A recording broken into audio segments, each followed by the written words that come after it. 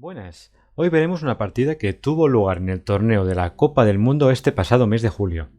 Los finalistas de este evento ganan una plaza para jugar el torneo que decide quién va a luchar por el título mundial contra el campeón, Magnus Carlsen. El enfrentamiento en cuestión lo protagonizaron Sergei Karyakin, un gran maestro ruso, y el gran maestro estadounidense Sam Shankland. Karyakin estaba obligado a ganar con las piezas blancas, ya que de lo contrario, este quedaría eliminado del torneo. La partida empezó con peón e4 y Shankland sorprendió con peón e6, planteando una defensa francesa. Digo sorprendió porque el jugador estadounidense acostumbra a jugar la defensa siciliana con peón c5. Karyakin pensó que era mejor evitar las líneas más teóricas de la defensa francesa con peón d4, peón d5 y caballo c3. Así pues, eligió plantear un ataque indio de rey con peón a d3. Les dejo un diagrama a continuación para que tengan una referencia de cómo se distribuyen las piezas en este sistema. Uno de los beneficios del ataque indio de rey reside en mantener muchas piezas en el tablero. De este modo, Karyakin puede plantear una partida tensa y luchar por la victoria sin miedo a que la posición se vuelva muy tablífera. Hecha esta introducción, veamos cómo fue la apertura. Tras peón d3, peón d5, caballo bd2, evitando el intercambio de damas tras peón e por d y peón e por d, caballo f6, caballo f3, alfil e7, peón g3 preparando el fianchetto y peón a5. Esta última jugada responde al papel estratégico que tiene cada jugador en esta partida. La estructura de peones blanca apunta al flanco de rey, por tanto Karyakin va a realizar un ataque al enroque de Shankland. En cambio, la estructura de peones negros apunta al flanco de dama, por lo tanto Shankland va a expandirse y atacar ese flanco. Por este motivo, peón a5 prepara la expansión en el flanco de dama. La partida siguió con alfil g2, peón a4 ganando más espacio, peón a3 frenando temporalmente la expansión en el flanco de dama, peón c5, enroque corto, caballo c6, torre e1 y enroque corto.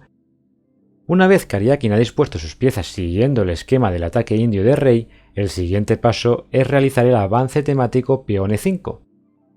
Recordemos que el peón en e5 juega un papel fundamental en los ataques al enroque del rey, ya que desplaza a su mejor defensor, el caballo, en la casilla f6.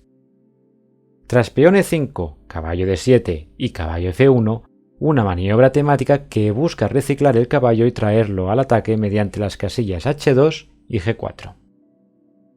Peón b5 de Shankland expandiéndose en el flanco de dama, peón h4 dejando la casilla h2 para el caballo, alfil b7 y peón h5 buscando crear debilidades en el enroque del jugador estadounidense. Fíjense que Shankland realiza una operación parecida con el avance del peón de la columna A, para debilitar el flanco de dama de Karyakin. El juego siguió con peón h6 frenando el peón blanco y alfil f4 sobreprotegiendo el importante peón en e5, a la vez que buscando completar el desarrollo. Dama b6 conectando las torres, dama d2 creando una batería de ataque contra el punto h6 y torre fc8. En este momento Karyakin podía jugar caballo f a h2 para llevarlo a la casilla g4. Sin embargo, el jugador ruso consideró que era un plan un poco lento y por tanto optó por peón g4. La idea es clara, jugar peón a g5 y destruir la cobertura de peones del rey de las negras. Por este motivo, Shankland llevó la dama de vuelta a d8, controlando el avance del peón. Nos puede surgir la siguiente duda: ¿la maniobra de dama d8, dama b6, dama d8 ha sido una pérdida de tiempo? La respuesta es que no. La maniobra ha servido para transferir la torre de la casilla f8 al flanco de dama, desde donde va a poder apoyar la expansión de los peones. Por otro lado, Shankland dejará una reserva de piezas en el flanco del rey, como por ejemplo el alfil en e7, el caballo en f8 y la dama en d8. Esta disposición de piezas busca plantear una utilización de recursos óptima. Con otras palabras, dejar el mínimo necesario de piezas a la defensa para que el ataque en el otro flanco sea fructífero. Sobre el papel es una idea más que razonable, sin embargo, en la práctica requiere de un cálculo extremadamente preciso. Querría añadir una reflexión sobre este tipo de posiciones. Si el jugador con negras da un paso en falso, las consecuencias pueden ser desastrosas, ya que la integridad de su rey está en peligro. Sin embargo, si las blancas pierden algún peón o hasta alguna pieza en el flanco de dama, no es tan dramático siempre que su ataque en el flanco opuesto tenga buenas perspectivas. El enfrentamiento siguió con caballo F1, H2, torre A6 sobreprotegiendo con rayos X el punto en H6 y rey H1, buena jugada que pretende dejar la casilla H1 libre para la torre blanca. Xianglan contestó con peón B4 creando ya un punto de contacto en el flanco de dama, torre G1 y caballo F8. En este momento Karyakin continuó con peón A por B, ejecutando una idea posicional que, como veremos, Xianglan no supo contrarrestar. Dicho esto, quiero remarcar una vez más el mérito indiscutible de los ajedrecistas al jugar una posición tan complicada a un nivel tan elevado. Tras peón A por B4, peón C por B4, abriendo la columna C para la torre negra, Karyakin jugó peón a D4, bloqueando en el centro y completando su idea estratégica. El jugador ruso ha conseguido estabilizar el centro, hecho que es fundamental antes de tomar ninguna acción concreta en el flanco de rey. Además, a Karyakin le interesa tener la gran diagonal blanca cerrada, ya que de lo contrario, tras un futuro alfil F1 abriendo la columna G para la torre, el rey de las blancas estaría en peligro. Llegados a este momento, el jugador estadounidense jugó la natural caballo A5 para ir a la casilla C4. Como la posición es extremadamente compleja, he usado el módulo de ajedrez para realizar una evaluación precisa. Como podemos observar, la única jugada que mantiene la igualdad es la sorprendente peón A3. Vamos a intentar entender la lógica que hay detrás. Después de la hipotética peón A3, vendría peón B3 evitando abrir líneas en el flanco de dama, caballo H7, maniobra típica para controlar el avance G5, alfil F1 ganando un tiempo la torre en A6 y torre A8. En este momento las blancas jugarían peón a G5, peón H por G5, caballo por G5, caballo por caballo, alfil por caballo, alfil por alfil, torre por G5 y ahora viene el momento clave con caballo por D4. No se puede tomar el caballo ya que caería la torre. Seguidamente el caballo va a dirigirse a la casilla F5 añadiendo más protección al rey. Además, cualquier avance del peón de D4 abrirá la diagonal para el alfil en B7. Aunque haya aún mucha tensión en la posición, esta aún estaría igualada. Volvamos a la partida. En vez de peón A3, Xianglan jugó caballo A5, que como veremos resultará ineficiente.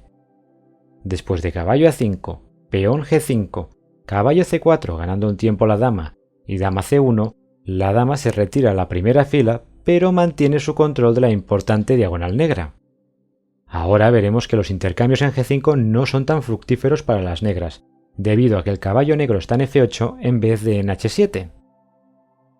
En consecuencia, el peligroso caballo en F3 no va a ser intercambiado, y este detalle tendrá consecuencias letales para las negras.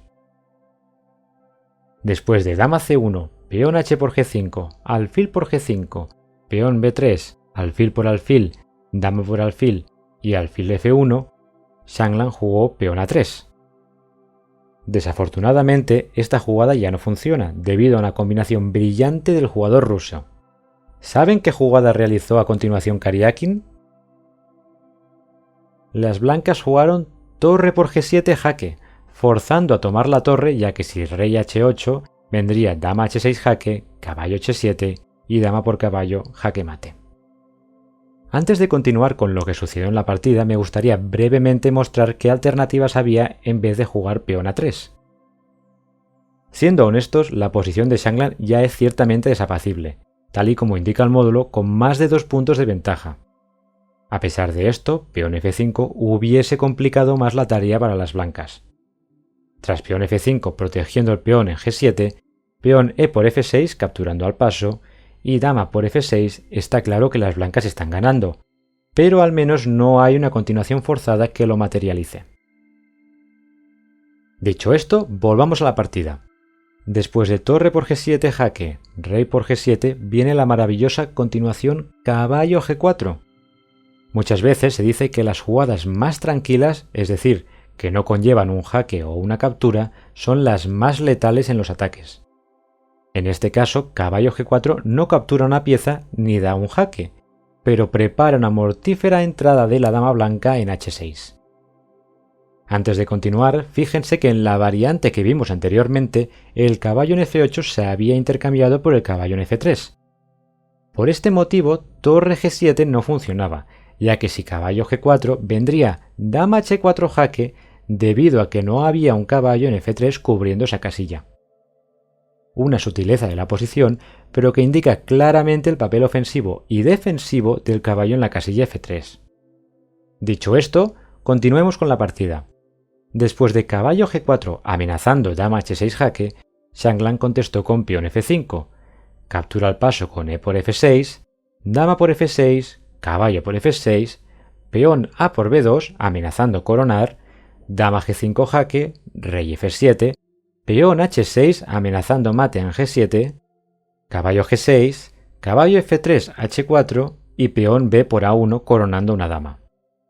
Es ilustrativo ver lo importante que es el alfil en la casilla f1, impidiendo que la coronación sea con jaque, ganando un tiempo. Además, la gran diagonal blanca sigue cerrada, neutralizando por completo la actividad del alfil en b7. Tras la coronación, dama por g6 jaque, las negras están en una red de mate después de rey e7, dama g7 jaque, rey d6 y dama d7 jaque mate. Quiero resaltar la deportividad de Xianglan, quien se dejó dar jaque mate como muestra de respeto por la gran partida que realizó su contrincante. Creo que esta partida es un ejemplo de manual de cómo jugar el ataque indio de rey.